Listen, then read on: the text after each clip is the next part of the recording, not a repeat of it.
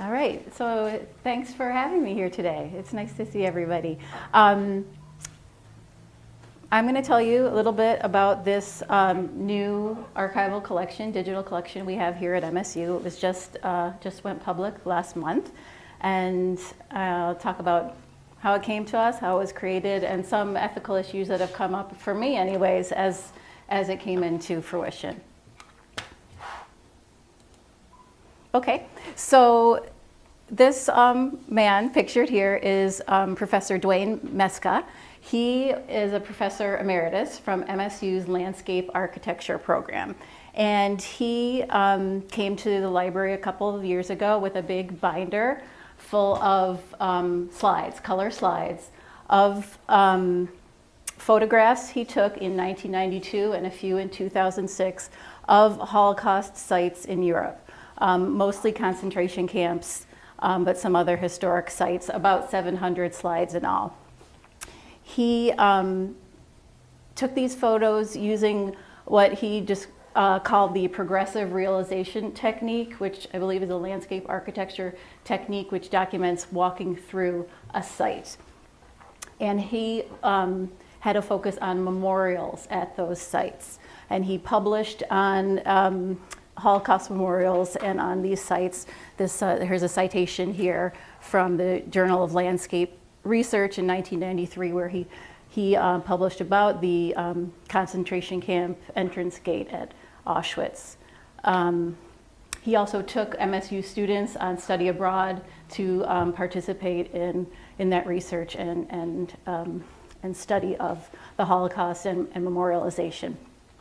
So we have this binder of slides, and our wonderful digital team at the MSU libraries, first they digitized them, and then our digital repository team put them in a usable form using this technology listed there. My strong suite is not the technology. I'm lucky to have Devin Higgins here today, so if later you guys do have questions about the technology, he can help answer those, but that's not my focus today.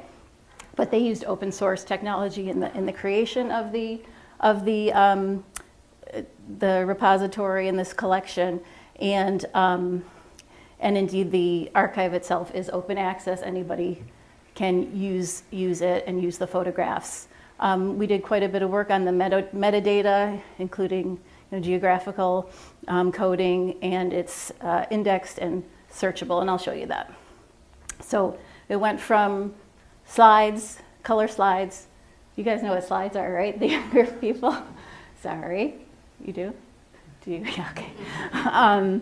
To a digital collection that looks, here's one example of one of the slides digitized. This is the that entrance gate to Auschwitz, and the famous work will make you free verbiage there.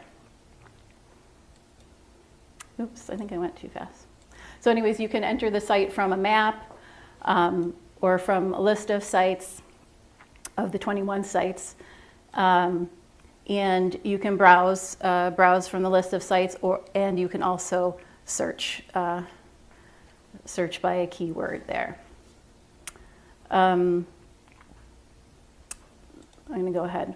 So with the focus on metadata, this is a slide with its metadata. So each slide has a title, the name of the site, when it was taken, which is very important, who took it, that it was a slide, and then we have Library of Congress subject headings.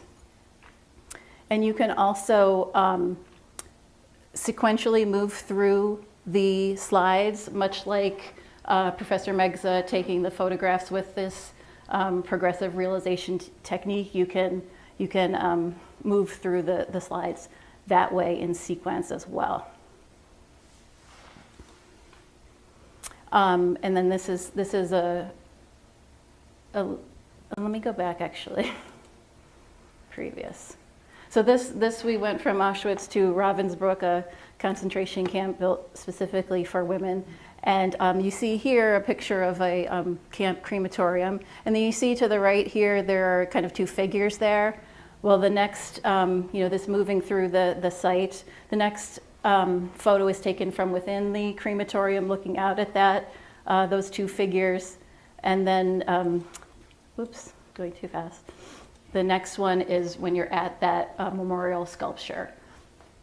And this has the image only, and indeed on the site, you can, there's the functionality to just look at the image without the metadata. And that's one of the issues that came up for me when the image is divorced from the metadata. It could be anything and used for anything. And with Holocaust sites and other sites of mass murder, at least to me, there's something sacred about them. You shouldn't mess with them. So that was one of the ethical issues, and I might touch on that a little bit more in a few moments. So in terms of the metadata, we were very lucky that first Dr. Meska just gave us the slides, and that we were going to have to figure out where all these slides were taken and what was each slide, and we really couldn't have done that with any accuracy. Luckily, through being persistent, Dr. Meska himself assigned metadata to all the slides. So we have the information according to him, where it was and where at each site and when he took them. So, but what I saw is a few problems with the names of the sites that he used. When I saw the list of sites, there were about 5 sites that were described as work camps. And indeed, they were places of forced labor where people worked as slaves, but they were also concentration camps. So we then went to other sources to standardize the terminology for the sites as a whole. We used the U.S. Holocaust Memorial Museum Encyclopedia as our main source. We also used Yad Vashem has a similar resource, and Library of Congress subject heading. So we went from Ravensbrück work camp site to Ravensbrück concentration camp, and our metadata team went through all 21 sites and did quite a bit of work to improve the terminology. Why were we so concerned about the terminology? With any digital project, the metadata is very important. Accuracy is always important. In the case of the Holocaust, maybe in particular, I was concerned that it could be misused. There's a group of people that deny that the Holocaust happened and try to dispute the facts of the Holocaust.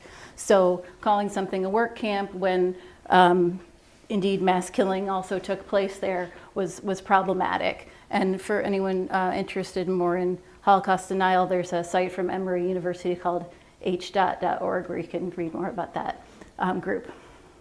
And in general, with putting these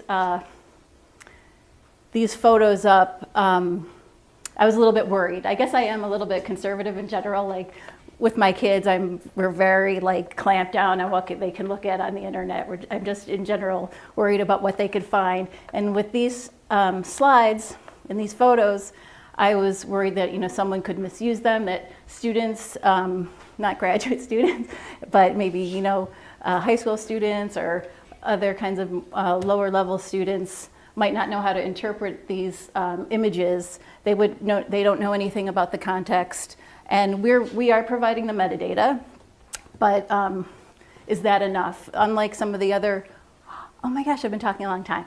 Some of the other sites we've looked at, there's not a real scholarly explanation about the Holocaust. You'd have to go elsewhere to. Oh, she's going to tackle me, like she said. So I was a little concerned about that, about showing the sites. They're just empty sites now. Sometimes there are some visitors in the sites, but what about the people who were there that mostly died? Some survived, and their stories. I am gonna finish up. I just wanted to tell you that one way I alleviated my own concerns about this. This thing with the visual literacy standards, it's our job as teachers and librarians to guide students in using any of these primary sources. I wanted to go forward, but since my time is up and it won't go forward, there's multiple sources of data and evidence. This is only one point of data, and the library has these other points of data. we're about to get the USC Showa Visual History Archive that has 50,000 video interviews with survivors and witnesses, and so that's another source that we will be able to use with our students. Last slide. my last, ethical concern or concern about this project is that, genocides happened before the Holocaust and continue to happen in our time. This is supposed to be about a work in progress. Well, what progress are we seeing in terms of prevention of genocide and mass killing? Even though we're not seeing that, our work continues. This site will be under continuous improvement, and if you have suggestions, please contact me and I'll work with our digital team to implement them. Thank you for the extra time.